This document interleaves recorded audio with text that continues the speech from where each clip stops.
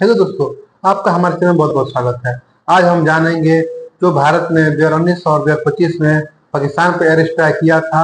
2019 में क्या डिफरेंस था और आज 2025 में क्या डिफरेंस है। 2019 में पाकिस्तान पर एयर स्ट्राइक किया था तो उस समय पाकिस्तान ने कभी सोचा भी नहीं था कि भारत एयर स्ट्राइक इस पर कर सकता है। जबकि पाकिस्तान का यह अनुमान था कि जैसे भारत ने 2016 में उर जैसा सर्जिकल स्ट्राइक किया था वैसे ही वो क्या फिर से सर्जिकल, मगर भारत ने क्या कर दिया, एयर स्ट्राइक कर दिया। और एयर स्ट्राइक कहाँ यह अटैक अपने पीओके हुए क्षेत्र में मुजफ्फराबाद, चकोटी और बालाकोट में किया था, जिससे टेररिस्ट कैंप को तबाह कर दिया गया था और लगभग 300 टेररिस्टों को 72 हुए के पास पहुंचा दिया गया था। उस समय पाकिस्तान के पास इतनी टेक्नोलॉजी नहीं थी, अच्छे किस्म के फाइटर जेट नहीं थे। PL-15E जैसा मिसाइल, HQ-9 जैसा यह डिफेंस नहीं था। पाकिस्तान ने आशा नहीं किया था कि भारत कभी उस पर एयर स्ट्राइक भी कर सकता है। लेकिन इस समय 2019 और 2025 में पाकिस्तान और भारत की काफी डिफरेंस है। 2019 में भारत के पास राफेल जैसा फाइटर जेट नहीं था। इस समय भारत भी राफेल जैसा फाइटर जेट रखा हुआ है और पाकिस्तान के पास भी अच्छे किस्म के फाइटर जेट हैं। 2025 में इंडिया ने भी अपने आप को अपग्रेड कर दिया था। इसके वजह से मिसाइल खरीदी थी, ये राफेल जैसा मिसाइल फाइटर जेट खरीदा और ब्रह्मोस मिसाइल को भी उन्होंने इंजेक्ट कर दिया। अब देखते हैं 7 मई को हमने क्या गलती किया।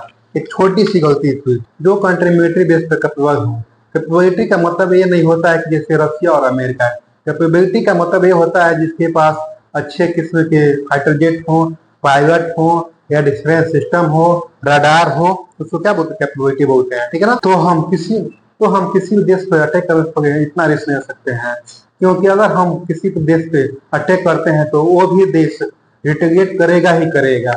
इसलिए हमें उसकी पूरी जानकारी लेनी पड़ती है।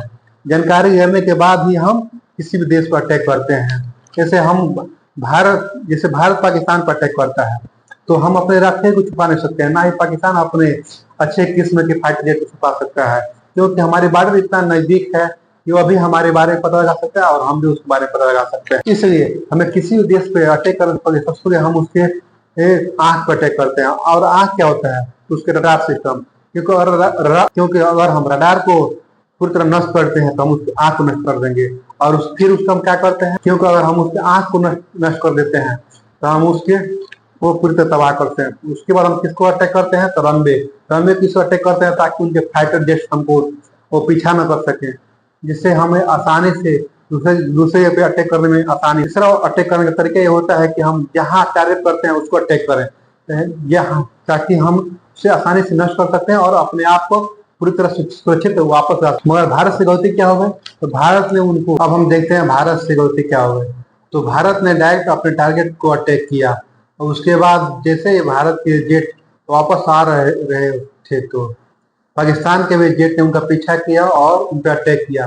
फिर भी हमारे सारे फाइटर जेट वापस सुरक्षित अपने सीमा में चले गए। अपने टारगेट पर अटैक करने के कारण क्या था, कारण ये था कि डिप्लोमेटिक और पॉलिटिकल। क्योंकि हमें दुनिया को बताना था कि भारत किसी सिविलियन को अटैक नहीं करने जा रहा है, जबकि पाकिस्तान में पल रहे हैं आतंकवादी टेररिस्टों को अटैक किया।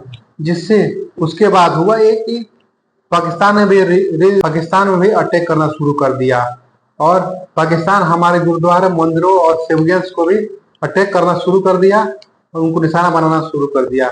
जिससे भारत ने अब अपने सीमा में रहते हुए ब्रह्मोस मिसाइल के द्वारा उनके 9 ठिकानों को तबाह कर दिया, बहुत से टेररिस्टों को 72 हुरों के पास पहुंचा दिया, जो आराम से वहां पे मौज मस्ती करेंगे। ये हमें नहीं समझ में आता है कि यहाँ पर रहते ही क्यों हैं, वहां 72 हुरों के पास ही क्यों चले जाते हैं सभी। अब पाकिस्तान जब देखा कि लगा उसकी फटने लगी है तो वो हारने लगा है, तो लगा पाकिस्तान ने लगा अमेरिका को कहने कि तुम सीज़फायर करा दो। उसके बाद पाकिस्तान के डीएमओ ने भारत के डीएमओ को पास फोन किया और कहा कि हम सीज़फायर कर। भारत ने कहा चलो ठीक है, कोई बात नहीं, तुम अपने बच्चे हो, हम सीज़फायर कर देते हैं।